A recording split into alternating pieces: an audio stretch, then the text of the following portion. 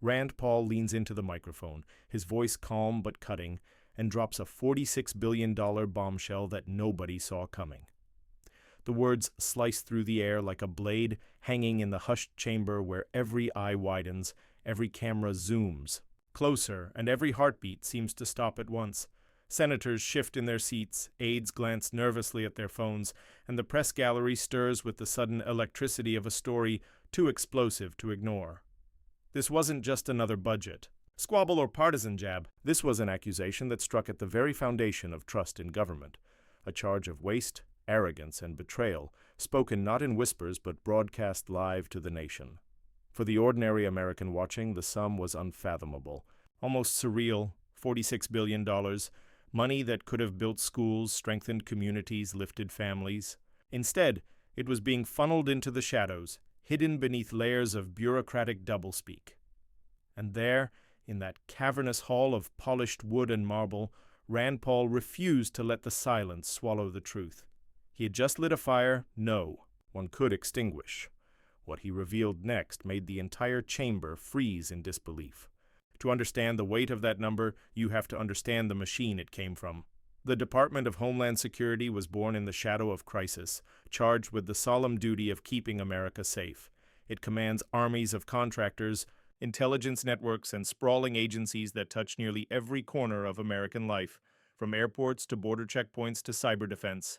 It is, on paper, one of the most powerful guardians of the nation, but power without accountability breeds something darker. $46 billion isn't loose change. It's not an accounting error. It is a mountain of taxpayer money.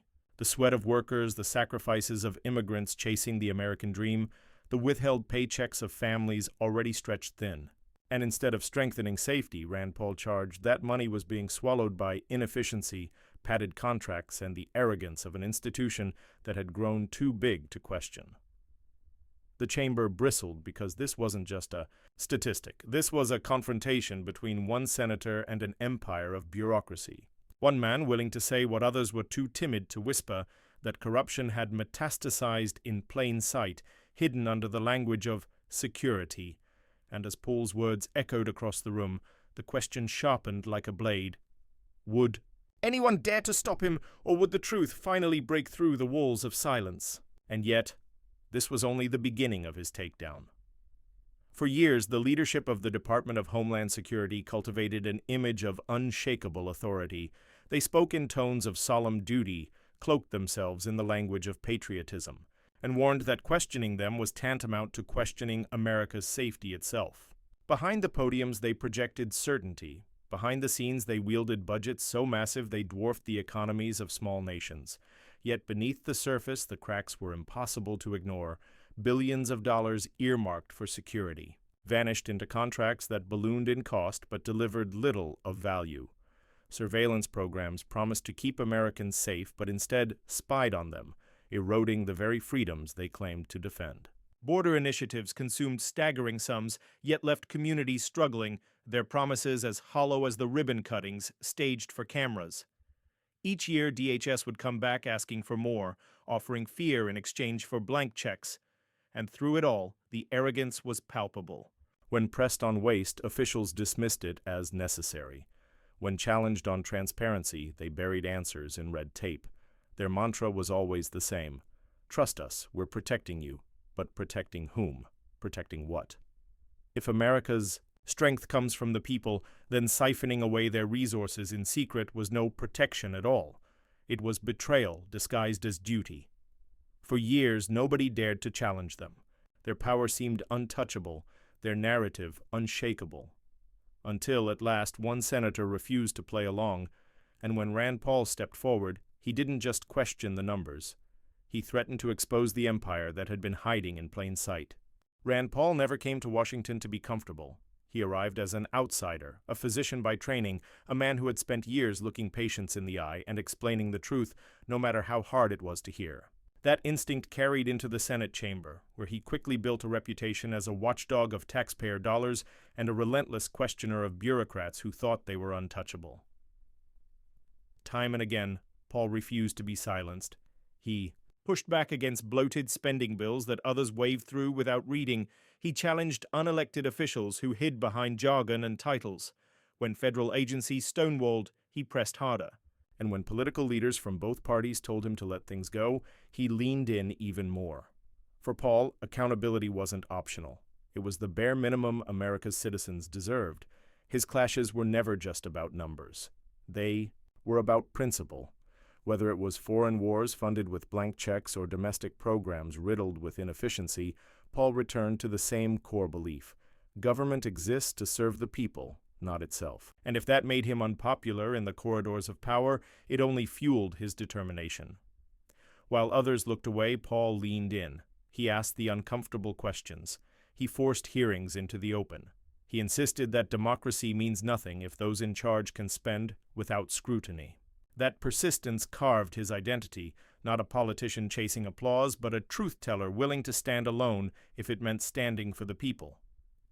And that's exactly what prepared him for this moment, the day he would confront the Department of Homeland Security and shatter the silence around its $46 billion scandal.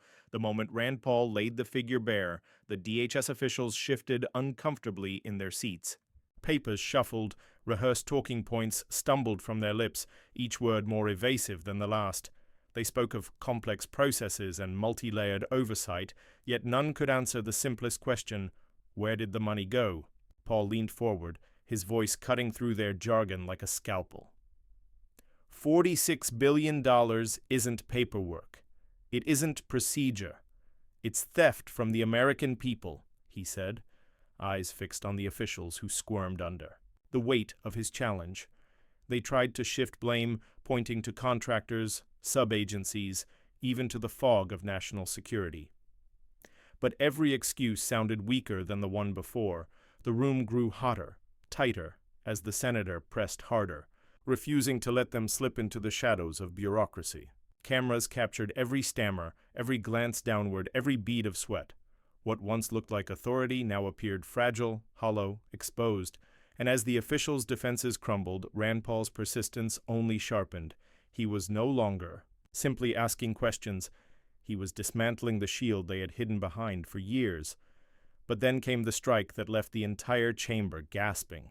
The chamber had already grown tense, but what Rand Paul did next transformed unease into shock. He reached for a stack of documents, pages bristling with notes, figures underlined in red, and contracts that few in the room had ever bothered to read. He didn't raise his voice. He didn't need to. Instead, he let the weight of the evidence do the talking.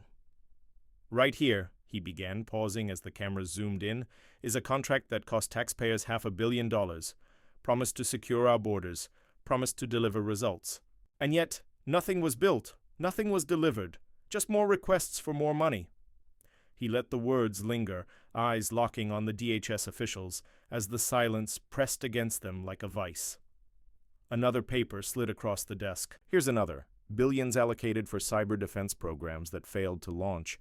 Billions more in technology abandoned before it ever saw the light of day. Do you call this protection? Do you call this security? I call it corruption. Dressed in a uniform. Gasps rippled through the room. Even senators who often opposed Paul found themselves leaning forward, captivated by the blunt force of his evidence. The DHS officials tried to interject, but each time they opened their mouths, Paul cut them off with another receipt, another number, another undeniable fact, and then came the pause, deliberate, heavy. He leaned back, staring at the officials, then at the chamber itself, as if to make every person there sit with the truth.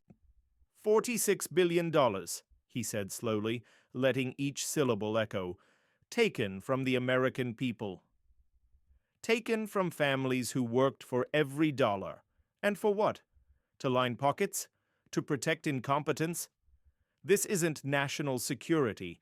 This is national theft. The villain's confidence evaporated. What once seemed like stone-faced authority now looked like panic. One official fumbled with a water glass, another stared at the table as if the wood grain might offer an escape. Their empire of words was collapsing in real time, brick by brick, under the weight of evidence they could not explain away. The reaction spread beyond the chamber. The press gallery scribbled furiously, cameras flashing with each devastating blow. Senators whispered among themselves, some in disbelief, others in quiet admiration. And though no applause could erupt in that solemn room, you could feel the energy surging, a sense that the mask had finally slipped and the truth was too big to be contained. Rand Paul didn't raise his fist. He didn't need theatrics. His calm precision was the mic drop. He had stripped away the pretense, leaving only the raw betrayal of billions wasted in the name of protection. But the fallout outside Congress was even bigger. When the dust settled, one truth towered above the wreckage: corruption collapses when confronted with courage. Rand Paul had not needed allies or applause to force accountability. All he needed was the resolve to speak when silence had become the safer choice. In an era where power often hides behind complexity, his words were disarmingly simple. The people's money belongs to the people, not to bureaucrats, not to contractors, not to the faceless machinery of waste.